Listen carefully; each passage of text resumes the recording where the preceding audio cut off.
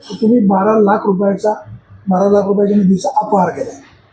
नळ पाणी पुरवठा योजनेचा हा पूर्णपणे राजकीय स्वरूपाने बदनाम करण्याच्या दृष्टीने केलेला आरोप आहे। त्यांचा जो आरोप आहे त्या संदर्भात त्यांनी पंचायत समितीकडे चौकशीची मागणी केलेली आहे। पंचायत समितीचे अधिकारी या संदर्भात चौकशी करतील आणि त्याच्यातून योग्य तो निष्कर्ष ते काढतील। परंतु मला या बाबतीत एवढंच सांगायचं आहे का सदर निधी हा मी सरपंच असताना कधीही मागणी न करता केलेली नाही। सदर निधीचं जे MB असेल, इस्टिमेट असेल किंवा सर्व काम पूर्ण करून घेण्याची जबाबदारी ही पंचायत समिती आंबेगाव पाणी पुरवठा विभाग यांची होती। त्यांनी ते संपूर्ण काम पूर्ण झाल्यानंतर ग्रामपंचायतच्या ताब्यात त्या ठिकाणी ती योजना दिलेली आहे। तोपर्यंत त्याच्याशी ग्रामपंचायतचा कुठलाही संबंध आला नाही आणि पंचायत समिती पाणी पुरवठा विभाग आंबेगाव यांनी जी MB रेकॉर्ड करून दिली त्याप्रमाणे चेक देण्याचं किंवा रक्कम देण्याचं काम या ठिकाणी ग्रामपंचायतचा सरपंच किंवा ग्रामसेवक म्हणून आम्ही त्या ठिकाणी केलेलं आहे। याच्यामध्ये आमचा कुठलाही दुरान्वयी संबंध नाही। जो आरोप केला जातोय का ग्रामस्थांकडून पैसे घेतले, तर एकाही ग्रामस्थांनी समोर येऊन असं सांगावं का निलेश थोरात यांनी कोणाकडूनही 1 रुपया घेतला आहे। आणि जर कोणीही सांगितलं का नळ कनेक्शनसाठी आम्ही निलेश थोरात यांना पैसे दिले आहे, तर मी जी शिक्षा देईल ती शिक्षा भोगायला तयार आहे। तुम्ही दिशाभूल करताय। त्यांचा आरोप असा आहे की जल जीवन मिशनच्या योजनेची जी पाईपलाईन आहे त्याचं पुढचं कनेक्शनचा खर्च पंचायतीने किंवा लोकांनी स्वतःहून केला, असं असतानाही तुम्ही या कामासाठी या निधीचा वापर केला, अशी खोटी बिलं काढली आणि ते पैसे तुम्ही काढून पंचायतीच्या पैशाचा अपहार केला। बिलं काढायचा माझा संबंधच काय? जर पंचायत समितीच्या पाणी पुरवठा विभागाने जर आम्हाला लेखी स्वरूपात MB दिली असेल त्यानुसार कार्यवाही करणं ही आमची जबाबदारी आहे। आम्ही बिगर MBचं जर बिल काढलं असेल तर त्याच्यात आम्ही दोषी आहोत। संगनमताने अपहार केला। तुम्ही तत्कालीन ग्रामसेवक, पंचायत समितीचे BDO, जे कोण शाखा अभियंता असतील ते सगळ्यांना मिळून तुम्ही अपहार केला असा त्यांचा ठपका आहे। नाही, तो राजकीय स्वरूपाचा आरोप आहे। त्यांचा जर तसा आरोप आहे ना, तर माझी या निमित्ताने अशी मागणी असणार आहे का एकाच कामाची चौकशी करण्यापेक्षा माझ्या कार्यकाळातला संपूर्ण जी काही कामं झाली आहेत 15 वित्त आयोगातली असतील, पंचायत समितीच्या माध्यमातून झालेली असतील, जिल्हा परिषदच्या माध्यमातून झालेली असतील किंवा PWDच्या माध्यमातून, या सगळ्या कामांची चौकशी व्हावी। त्याचे पुन्हा इस्टिमेट चेक केले जावेत, संपूर्ण झालेल्या कामाचं मोजमाप केलं जावं आणि संपूर्ण वस्तुस्थिती या ठिकाणी लोकांसमोर आणायचं काम करावं। फक्त एक कामाचा घेऊन आरोप करण्यापेक्षा संपूर्ण कार्यकाळाची चौकशी करण्याची मागणी त्यांनी करावी अशी माझी त्यांना विनंती आहे। तुम्ही बाजार समितीचे सभापती आहात, तालुक्याचे आमदार दिलीप वळसे पाटील यांचे विश्वासू सहकारी आहात। तुमच्या दबावामुळे पंचायत समितीचे अधिकारी कारवाई करणार किंवा दप्तर तपासण्यामध्ये घाबरतात, बिचकतात, असं त्यांचं म्हणणं आहे। बिचकायचं आणि घाबरायचं काही कारणच नाही। मी स्वतःहूनच सांगतोय का माझ्या संपूर्ण कार्यकाळाची चौकशी करण्यात यावी। फक्त एका कामाची करण्यापेक्षा सगळ्याच कामांची चौकशी व्हावी। त्यातून दूध का दूध आणि पाणी का पाणी होणार आहे। खरं काय मग यातलं खरं काय? नाही, चौकशी झाल्यानंतर सगळं समोर येणारच आहे। त्यांनी जो आता मुद्दा मांडलाय की ज्या लोकांनी स्वतःहून खर्च करून नळाचं कनेक्शन घेतलेलं आहे आणि त्याच्या अनुषंगाने तुम्ही त्याचे बिल काढून पैसे काढले, यातलं खरं काय?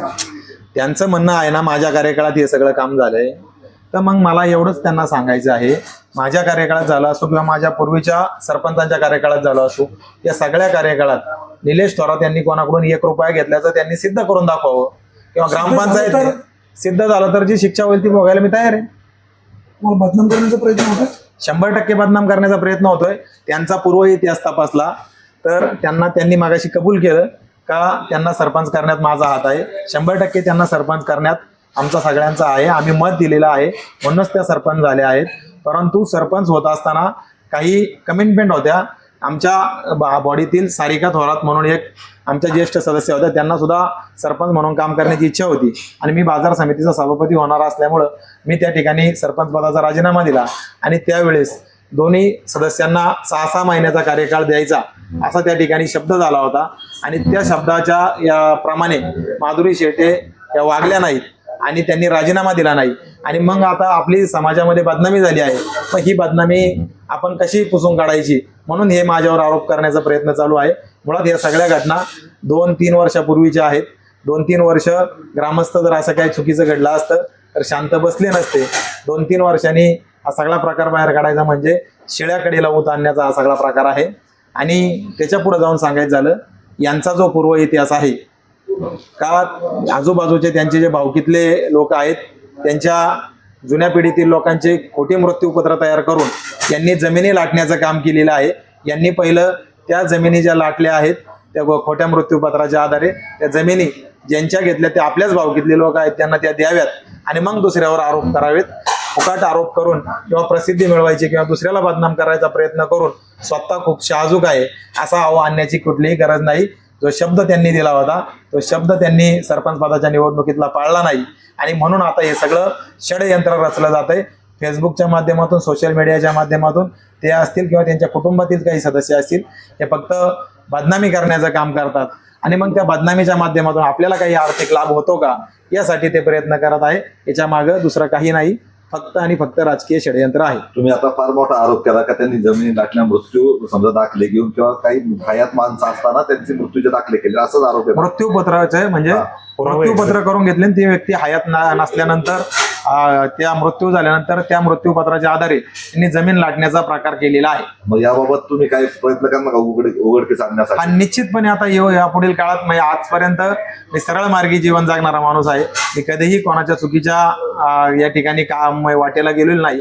परंतु या पुढील काळात निश्चितपणे आता आम्ही ते सगळ्या प्रकरणांमध्ये लक्ष घालू. एक दुसरा विषय होता का त्यांनी जे आता प्रेस कॉन्फरन्स घेतली त्यामध्ये काही ग्रामस्थांच्या सहाय्या त्या नळकोंडाळी आम्ही स्वतःच्या पैशाने तयार केलेली आहे, स्वतःच्या पैशांनी उभारली आहेत. 100 किंवा काही साधारण 250 का 350 रेकॉर्डला नळकोंडाळी आहेत. प्रत्यक्ष 450 दाखवले आणि त्या संदर्भात काही ग्रामस्थांच्या सहाय्या असल्याने निवेदन दिले. मग या निवेदनाबाबत तुम्हाला काय वाटते? हे 100 लोकांच्या सहाय्या आहेत ना, या 100 लोकांना घेऊन त्यांनी पत्रकार परिषद परत एकदा घ्यावी. 100 लोकांना घेऊन नाही तर त्यांनी सहाय्या आणलेल्या 100 लोकांपैकी 50 लोकांना घेऊन मी येत्या 2 दिवसात पत्रकार परिषद घेणार आहे आणि ती लोक त्या ठिकाणी तुम्हाला स्वतः सांगतील का यांच्या सह्या कशा पद्धतीने घेतल्यात. या सगळ्या लोकांना खोटं सांगून फसवून दुसऱ्या काहीतरी कामाचा नाव सांगून यांनी या सह्या घेतलेल्या आहेत.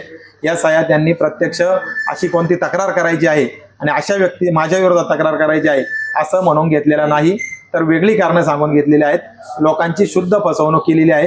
या 100 लोकांना घेऊन 100 लोकांनी जर यांच्यावर विश्वास ठेवून सह्या केल्यात ना तर या 100 लोकांना घेऊन त्यांनी पत्रकार परिषद घ्यावी एवढंच माझं त्यांना आव्हान आहे. त्या आता पंचायत समितीसमोर उपोषणाला बसणार ह्या प्रकरणाची चौकशी करावी. मग तुम्ही त्यांना त्याबाबत काही म्हणजे दबाव आणणार असं त्यांचं म्हणणं आहे का? माझ्यावर दबाव येऊ शकतो किंवा अधिकाऱ्यावर दबाव येऊ शकतो, तर त्याबाबत तुमचं काय मत आहे? माझं म्हणणं एक आहे, एका कामाची चौकशी करण्याबरोबर माझ्या कार्यकाळातल्या संपूर्ण सगळ्या कामांची किमान ग्रामपंचायतच्या माध्यमातून जे वित्त आयोगाच्या माध्यमातून खर्च झालेले पैसे आहेत त्या सगळ्या कामांची पुनर्तपासणी व्हावी, सगळ्या कामांचं मोजमाप व्हावं, सगळ्या कामांचे इस्टिमेट चेक केले जावेत आणि प्रत्यक्ष झालेली कामं आणि इस्टिमेट याची पडताळणी करून त्याचा सविस्तर अहवाल पंचायत समितीने या ठिकाणी तयार करावा आणि तो ग्रामसभा घेऊन गावच्या ग्रामसभेमध्ये त्या ठिकाणी त्याचं वाचन केलं जावं. दबाव आणण्याचा प्रश्नच नाही. त्यांनी माझं तर म्हणणं असं एका कामाच्या ऐवजी माझ्या संपूर्ण कार्यकाळाची चौकशी केली जावी. 12 लाख रुपये म्हणजे हे नेमकं फिगर काय आहे किंवा हे पैसे आलेत का वरून शासनाकडून, काय नेमकं आहे? 12 लाख रुपये ही फिगरच नाहीये मुळात. किती लाखाची? मग आता ते नेमकं मी आता हे म्हणजे अचानक आपण या ठिकाणी बसलोय, मला नेमकी फिगर आता आठवत नाही कारण ही 2-3 वर्षापूर्वीची गोष्ट आहे. परंतु जी काही फिगर असेल पंचायत समितीच्या अधिकाऱ्यांनी जी MB मध्ये दिली त्याच्या व्यतिरिक्त 1 रुपया पण जास्त फिगर नसणार आहे हे मी खात्रीलायकरित्या सांगतो. तुमच्या धनादेशावर त्या सह्या असतीलच ना तुमच्या? हा असणार ना, सह्या असणार ना. मग त्यावेळेस ते काम झालं होतं का नव्हतं झालं? काय काम झाल्याशिवाय MB होणार नाही आणि MB झाल्याशिवाय हे सगळे या जे आज आरोप करतात त्या त्यावेळेस सदस्य होत्या आणि हे सगळं मीटिंग मध्ये ठेवूनच सगळ्या गोष्टी झाल्या आहेत की प्रोसिडिंगला आमच्या सह्या घेतल्या जातात आणि नंतर प्रोसिडिंग लिहिलं जातं. फसवून सहाय्य घेतल्या असं त्यांचं म्हणणं. आम्हाला त्यांचं म्हणणं आहे फसवून सह्या घेतल्यात ना, मग माझ्या संपूर्ण कार्यकाळात चौकशी झाल्यावर सगळ्या गोष्टी समोर येतीलच ना. आणि फसवून सह्या घेतली यांना 4 वर्षांनी कळलं, 3 वर्षांनी कळलं. इतके दिवस हे काय झोपले होते का? सर्व आरोप तुम्ही जे आहे ते सर्व फेटाळत आहे. 100% सगळे आरोप मी फेटाळत आहे आणि माझी मागणी आहे का पंचायत समितीने या माझ्या संपूर्ण सरपंच पदाच्या कार्यकाळाची सखोल चौकशी करावी आणि प्रत्येक कामानिहाय या ठिकाणी अहवाल तयार करावा आणि तो संपूर्ण एकत्रित अहवाल या ठिकाणी ग्रामपंचायत समोर ग्रामसभा घेऊन या ठिकाणी ग्रामस्थांच्या समोर जाहीर करावा अशी माझी या निमित्ताने मागणी आहे. स्वामीजी, मुद्दा असं शिल्लक राहतो की तुम्ही दिलीप वळसे पाटलांचे विश्वासू सहकारी मार्केट कमिटी सारख्या मोठ्या संस्थेचे तुम्ही सभापती आहात. पंचायत समितीचे अधिकारी ही तपासणी करण्यासाठी घाबरू शकतात. पंचायत समितीच्या अधिकाऱ्यांना तुम्ही या माध्यमातून काय आवाहन कराल? माझं म्हणणं एवढंच आहे, संपूर्ण कार्यकाळाची चौकशी करावी. चौकशी पूर्ण होतपर्यंत मी शेवाळवाडी ग्रामपंचायत कार्यालयामध्ये जायचं नाही म्हणलं तरी मी जाणार नाही. त्याच्याबद्दल मला कुठलीही शंका असायचं काही कारण नाही. आणि शेवटी माझा कार्यकाळ हा संपलेला आहे, पूर्वीचा कार्यकाळ आहे. आता मी काही कागदामध्ये फेरबदल करू शकत नाही. त्याच्यामुळे जी काही कागद तिथं आहे त्याची चौकशी निश्चितपणे होईल. आणि त्या प्रशासक आहे त्यांच्या सगळं ताब्यात आहे, दप्तर त्यांच्या ताब्यात आहे, त्यांनीच चौकशी करावी. माझं तर मागणी आहे का त्यांनी उद्या पत्र द्यावं आणि माझ्या संपूर्ण कार्यकाळाची चौकशी करावी. आणि जर सिद्ध झाल्यास काय प्रायश्चित आहे? एकदा माझ्यावर हे सगळ्या संपूर्ण माझ्या कार्यकाळाची चौकशी झाल्यानंतर माझ्यावर जाई काही भ्रष्टाचाराचा आरोप सिद्ध झाला तर मी जे काही शिक्षा ते देतील ती भोगायला तयार आहे. आणि जी नियमित शिक्षा आहे ती मिळणारच आहे. तर तुम्ही आता जो खुलासा करताय तो खुलासा जर खोटा ठरला तर लोकांची काही करमणूक कमू नाही. खुलासा खोटा ठरायचं काही कारणच नाही. मला निश्चितपणे खात्री आहे का मी माझ्या कार्यकाळात कुठलंही चुकीचं काम केलेलं नाही. म्हणून मी खात्रीलायकरित्या सांगतोय पण असं सगळ्या कामाची झालं चौकशी तर- होईल. खुलासा झाल्यानंतर या ठिकाणी का मनोरंजन असायचं काही कारण नाही. मुळात यांना मला राजकीय दृष्ट्या बदनाम करायचं आहे. मी तालुक्याच्या महत्वाच्या संस्थेवर काम करतोय आणि यांना ते पाहवत नाही. आणि म्हणून मीच यांना सरपंच जर केला असेल किंवा मी यांना सरपंच करताना मतदान केलं असेल, आम्ही महाविकास आघाडी म्हणून समजा त्यावेळेस एकत्र असेल आणि आम्ही जे शब्द पाळले, समजा मी सरपंच झालो त्यावेळेस त्यांनी मला मतदान केलं. त्या सरपंच होत असताना मी त्यांना सांगितलं होतं का मी तुम्हाला सरपंच पदाला संधी देईल. पण त्या सरपंच होत असताना सारिका थोरात यांना सरपंच करायचा शब्द त्यांनी त्यांच्या सारिका थोरात यांच्या मुलाच्या डोक्यावर हात ठेवून या ठिकाणी शब्द दिला होता. तो शब्द त्यांनी पाळला नाही. त्याच्यामुळं गावामध्ये त्यांच्या संदर्भात बदनामी झालेली आहे. मग ती बदनामी झाकण्यासाठी हे दुसऱ्यावर आरोप करायचा प्रयत्न चालू आहे. त्यांच्या खांद्यावर कोणी बंदूक ठेवून तुमच्या गोळ्या झाडते का असं काय वाटतंय का तुम्हाला? आता मुळात ते संपूर्ण जे कोणी आहेत हे कोण कोणाच्या खांद्यावर बंदूक ठेवतंय किंवा काय करतंय हे त्या भविष्यकाळात कळणार आहे. आणि आयुष्यामध्ये जीवन जगत असताना निष्ठेने आणि शब्दाने जीवन जगायचं असतं. माझा इतिहास असा आहे, मी ज्याच्यासोबत आहे त्याच्यासोबत 100% प्रामाणिक आहे. जीवाची बाजी लावून तुम्ही सगळ्यांनी बघितलेलं यापूर्वीच्या सगळ्या घटनांमध्ये मी वळसे पाटील साहेबांच्या बाजूने किंवा त्यांच्या पक्षाच्या भूमिकेच्या बाजूने मी ठामपणे त्या ठिकाणी उभा राहिलेलो आहे. मी कधीही कोणत्या गोष्टीला घाबरलो नाही. परंतु यांचा इतिहास असा आहे का 5 वर्षामध्ये यांनी राजकीय दृष्ट्या 3 वेळा भूमिका बदलल्या. यांच्याकडे निष्ठा नावाचा प्रकार ना घरात आहे, ना समाजात आहे, ना व्यवसायात आहे किंवा ना मैत्रीमध्ये आहे. हे सगळ्यांबरोबर धोका करणारा ते कुटुंब आहे. ते दोघं त्या ठिकाणी सगळ्यांबरोबर त्यांनी धोका केलेला आहे. त्यांनी कबूल केलं, मी त्यांना मत दिलं. तर आज माझं त्यांना आव्हान आहे का त्यांनी जर खरंच प्रशासक म्हणून त्यांच्या गाला अधिकार आहे तर त्यांनी उद्याच्या उद्या पंचायत समितीला माझ्या संपूर्ण कार्यकाळाची चौकशी करणारं पत्र द्यावं, हे माझं त्यांना आव्हान आहे. तुमचा फ्लॅट, घर, बंगला, व्यापारी गाडे, दुकान, जागा, शेतजमीन, प्लॉट्स विकायचे आहेत का? विकायचे असतील तर आजच आमच्याशी संपर्क साधा. स्थावर मालमत्ता खरेदी विक्रीसाठी आंबेगाव तालुक्यातील विश्वसनीय नाव म्हणजे सीता प्रॉपर्टीज. आमची वैशिष्ट्ये: जलद व्यवहार, तुमच्या प्रॉपर्टीजची योग्य किंमत, मालक व ग्राहक यांच्यात समोरासमोर पारदर्शक व्यवहार. आमचा संपर्क 79 72 82 24 33 व 80 10 25 09 54.